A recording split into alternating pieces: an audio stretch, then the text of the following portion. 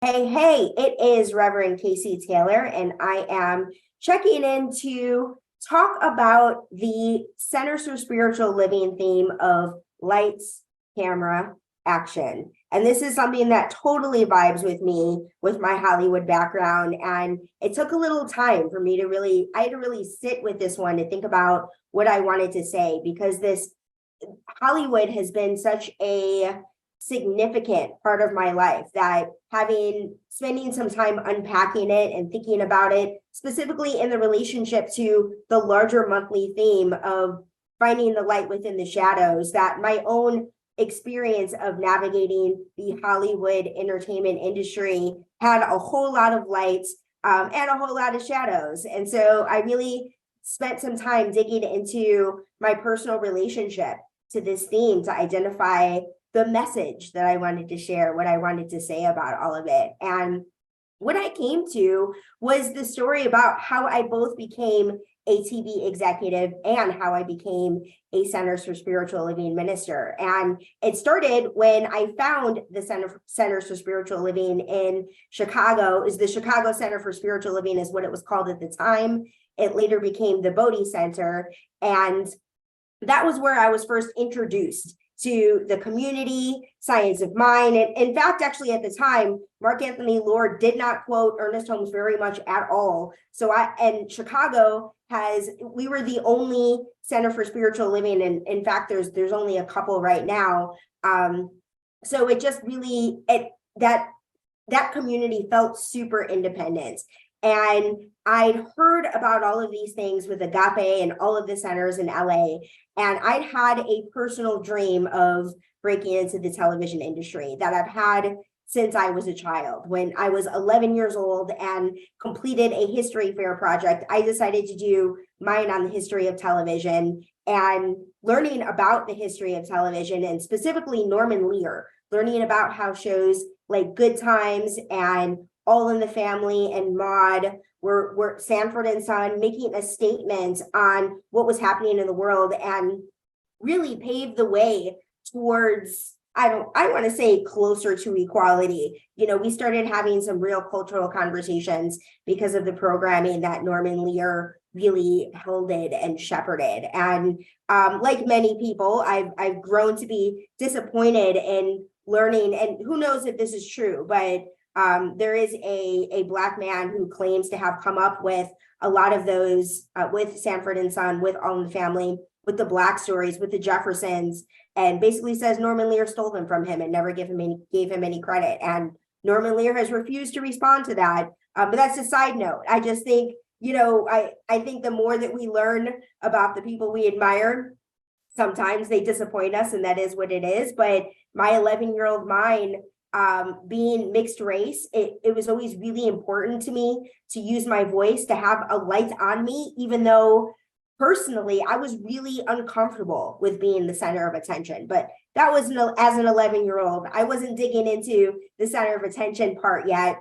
In fact, the writer felt very behind the scenes. I didn't have to be on camera. It didn't feel like a performance of any kind. So the idea of being a TV writer and making groundbreaking comedy series that changed the world was something in my 11-year-old heart that said, that is for me. And I didn't know how to go about doing that. The internet was new, and my relationship with the Bodhi Spiritual Center was part of a effort's intention to identify a definition of faith that worked for me and live from it. I felt like that was what I needed to do to find success in the entertainment industry. And at the time in Chicago, I was nowhere close. I had a job at a journalism agency that I had tried to create an unscripted department out of, to use our journalism talent and develop unscripted ideas around. And at the time that I found the Bodhi Spiritual Center,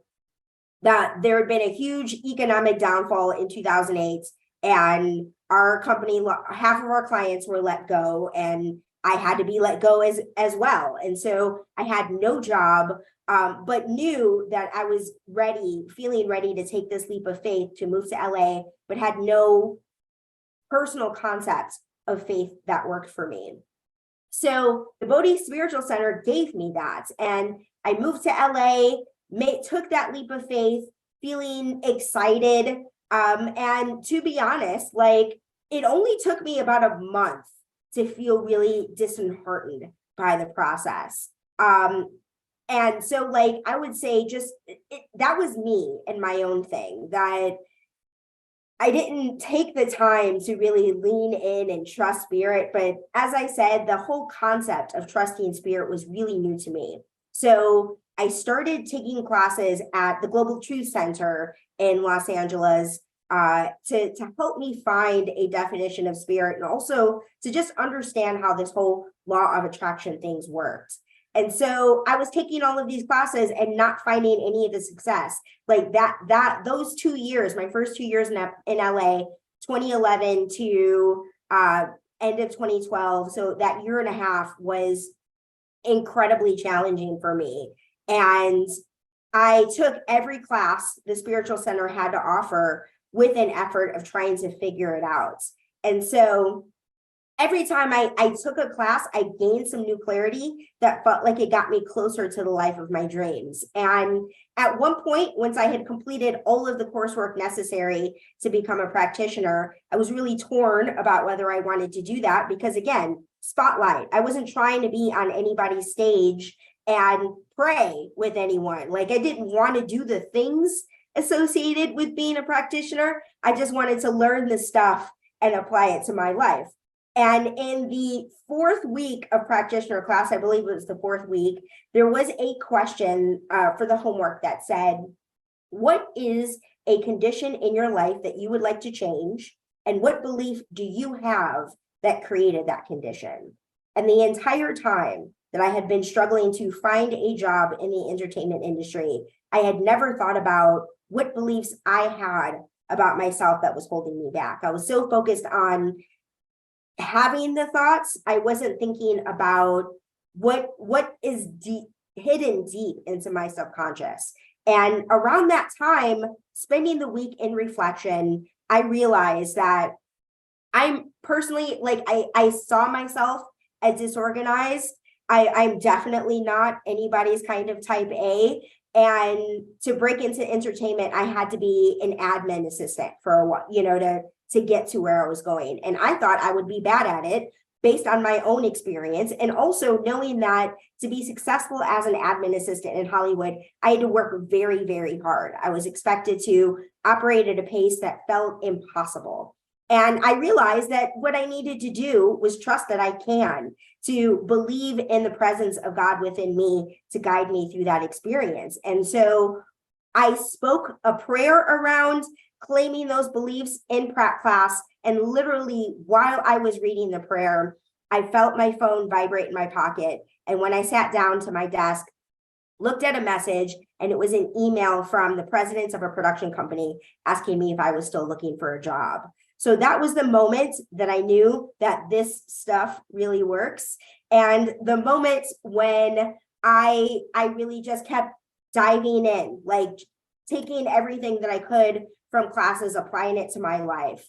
And I really went on this journey. I started at that job, that production company that reached out to me was a reality TV production company. And I had no interest in working in reality TV, but this one was an aspirational company. They produced Undercover Boss.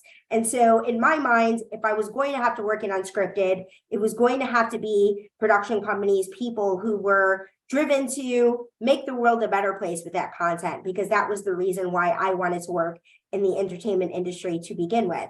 And so I got that job and made lots of efforts to break into scripted, and nothing was happening. No amount of prayer, no amount of meditation, no amount of patience was changing anything. So what I chose to do, I had this thought when the minister class opened up at the Global Truth Center. I said, if the administration assistant job opens up at the Spiritual Center, then I will go to ministerial school. If that happens, that will be the thing that will make me go there.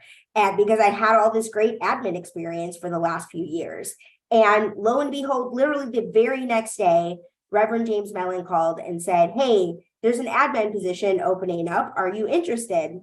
And that was my okay, well, clearly I'm meant to go to ministerial school. I don't know what I'm going to do with it, but I know and trust that I will figure it out at the right time and in the right way. And after a year at the spiritual center, it was clearly not right for me, and it was time for me to shift. And I meditated on it, and an opportunity presented itself on the Foster show at Freeform at the time. And that was exactly what I was going for, trying to make that jump to scripted television, was able to move away from admin work to do something different.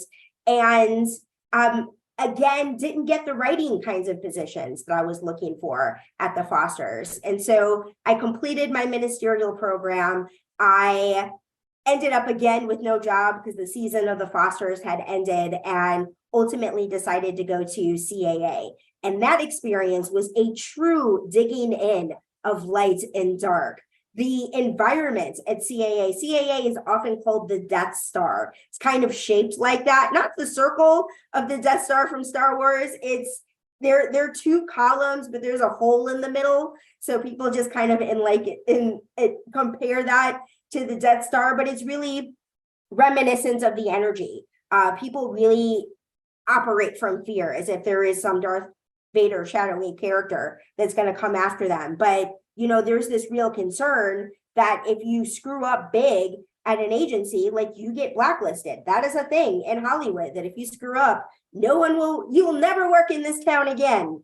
And so I walked into CAA having been a minister for all of 2 weeks, and found myself in a unique position to apply what I'd learned to ministry to the context of the TV industry. And so that experience led to my success at CAA, eventually leading me to Juvie Productions, Viola Davis's production company, leading me to become a TV exec, the dream that I had always wanted.